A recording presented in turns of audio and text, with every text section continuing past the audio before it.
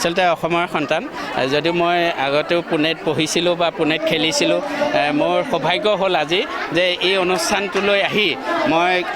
সমন্বয়ক হিচাপে কোঅৰ্ডিনেটৰ হিচাপে ইউনাইটেড ষ্টেটছ অফ আমেৰিকাৰ যি ৱৰ্ল্ড ৰেকৰ্ড অনুষ্ঠান এই অনুষ্ঠানৰ হৈ মই প্ৰতিনিধিত্ব কৰাৰ সুযোগ পাইছোঁ আৰু অতি আনন্দৰ কথা গৌৰৱৰ কথা যে আজি দুলীয়াজানৰ ৰাইজৰ যিটো একান্ত সহযোগিতা ইয়াৰ স্থানীয়ভাৱে অনিল গগৈদেৱ বীণা কোঁৱৰ বাইদেউৰ ইয়াতে সহযোগিতা তেখেতসকলে এই সংগঠনৰ কামখিনি কৰি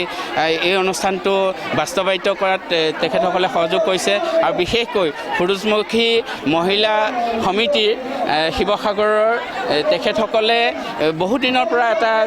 মনত এটা পৰিকল্পনা কৰি আছিলে আৰু এই পৰিকল্পনা আজি বাস্তৱত ৰূপায়িত কৰিলে আৰু এইখিনি বাস্তৱত ৰূপায়িত কৰিবলৈ যাওঁতে যি বিয়া নামৰ জৰিয়তে অসমীয়া জাতীয় সংস্কৃতি আমাৰ স্বাভিমান এয়া আমাৰ শ্ৰদ্ধাৰ চেতনা দাস বাইদেউৰ জৰিয়তে আমি এইখিনি তেওঁলোকক পদক স্মাৰক আৰু প্ৰমাণপত্ৰ প্ৰদান কৰাৰ সুযোগ পালোঁ বাইদেউলৈ মই শ্ৰদ্ধা জনাইছোঁ বাইদেউ অতি আমাৰ সকলোৱে শ্ৰদ্ধাৰ আৰু আপোনালোকৰ জৰিয়তে আপোনালোকে পুৱাৰ ভাগৰ পৰা এতিয়ালৈকে আপোনালোকে যিখিনি কষ্ট স্বীকাৰ কৰি ইয়াত পুৱাৰ ভাগৰ পৰা সম্প্ৰচাৰ কৰি এই অনুষ্ঠানটি ৰাইজৰ মাজলৈ অসমৰ জাতীয় সত্তা এইটো জীয়াই ৰখাৰ ক্ষেত্ৰত আপোনালোকৰ অহোপুৰুষাৰ্থ হৈছে আপোনালোকে বহুত কষ্ট কৰি এইখিনি আগবঢ়াই দিছে ইয়াতকৈ আমি আৰু বেলেগে গৌৰৱ কৰাৰ চল নাথাকে গতিকে আপোনালোকক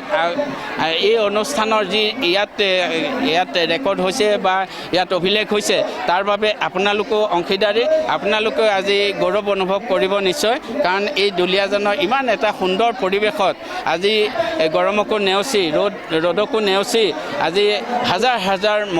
আয়তীয়ে ইয়াত আহি বিয়া নামৰ জৰিয়তে অসমৰ জাতীয় সংস্কৃতিক